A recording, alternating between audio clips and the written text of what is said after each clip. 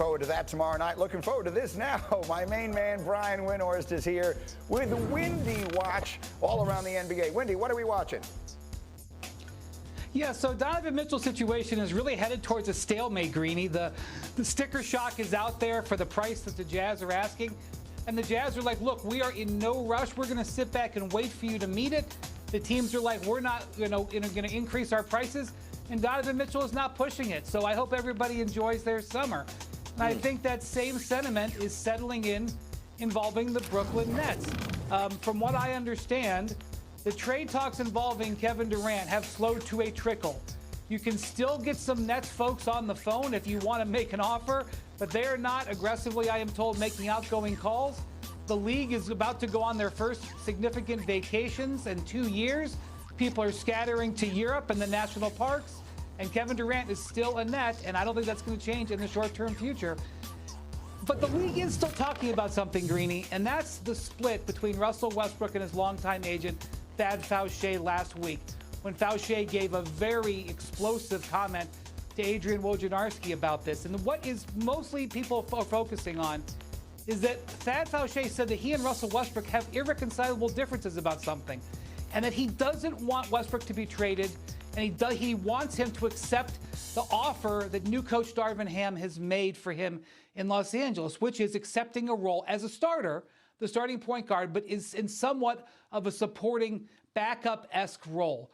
And if Thad Fauché is on the opposite side of Russell Westbrook, the real question, Greeny, is what is Russell Westbrook's plan, especially as he hires a new agent, which he's expected to do in the short-term future?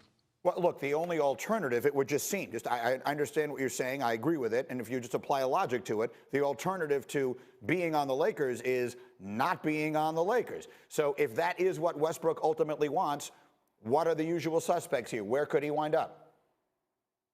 Yeah, let me give you a timeline here. So Darvin Ham has met with Russell Westbrook on several occasions. He's described how he's used, video clips and shown Westbrook exactly what he wants.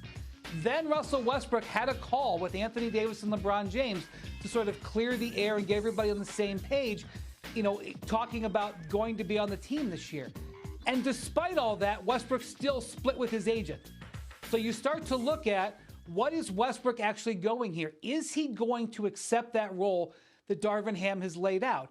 Right now, Greeny, there's not a preponderance of starting point guard jobs in the NBA that would be interested in Westbrook via trade, or even if he would have been traded somewhere and gotten bought out, there's not a job for him to walk into, which I think is why Thad Fauché is talking about irreconcilable differences. I would assume he's explained that to Westbrook, and I can assume that maybe Westbrook isn't quite coming to terms with that, or at least is mulling not coming to terms with it. So I would say there's a close eye being kept on what Russ's next step is here.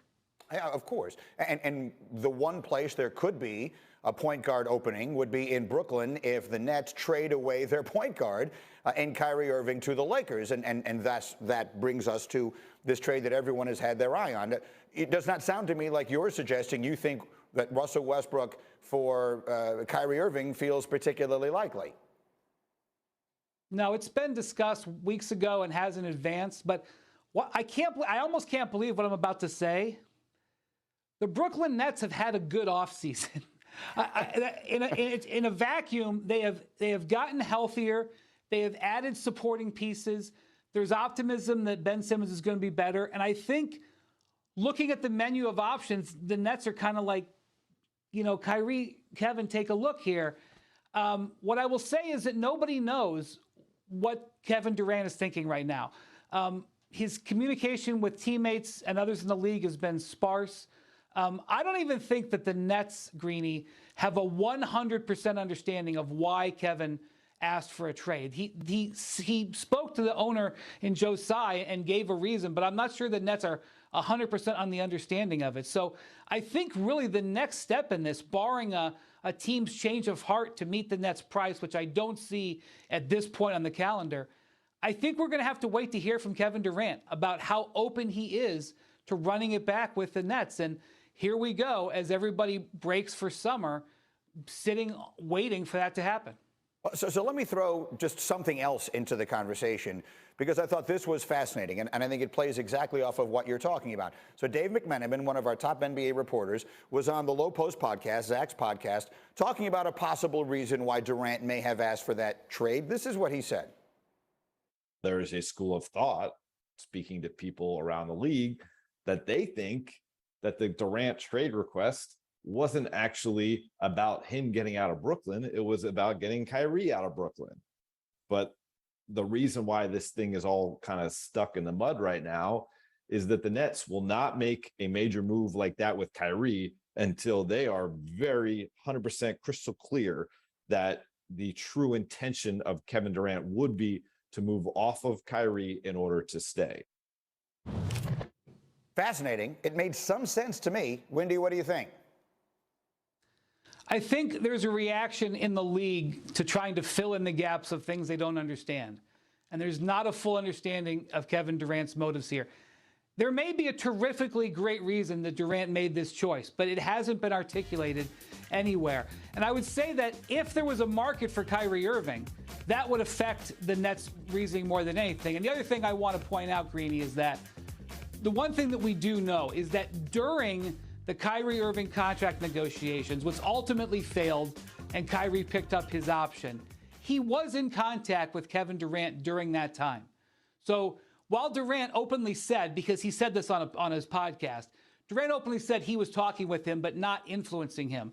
So I'm not sure that I 100% agree with what Dave said there, but in an absence of understanding, we certainly have a lot of conjecture. Wendy, stay close by. We'll have much more with you, and Big Perk will jump in to the conversation later as well. In the meantime, I go to college football next. 5 years now, 4 years. Why can't they? They can't. They can't. So, Darvin, the reason why we're talking about the Lakers, because I know a lot of people are Lakered out, right? Because it's been the talk of the offseason, that and Kevin Durant and Kyrie Irving. It's because Darvin Ham went on All the Smoke, which is a show on Showtime led by Matt Barnes and Steven Jackson, and talked a lot about the relationship he had with Russell Westbrook.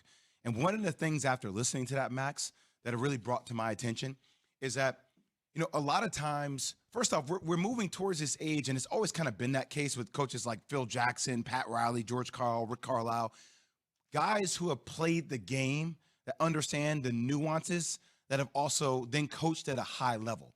And I'm not saying that, look, a guy like Eric Spoelstra never played the game at a high level, but still has great connectivity. It can happen there too.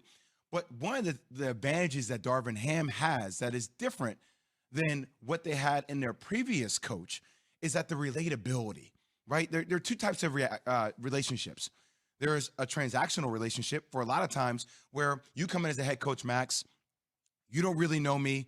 We're playing, you're like, here are the plays. We're trying to get together. You're trying to build a relationship with me, but it's a little bit awkward because you don't understand how I move, nor have you really taken the time because there's a lot for you to handle as a head coach, right? You're dealing with your GM, you're dealing with your president, you're dealing with your owner, you're dealing with teams, players, all that stuff, right?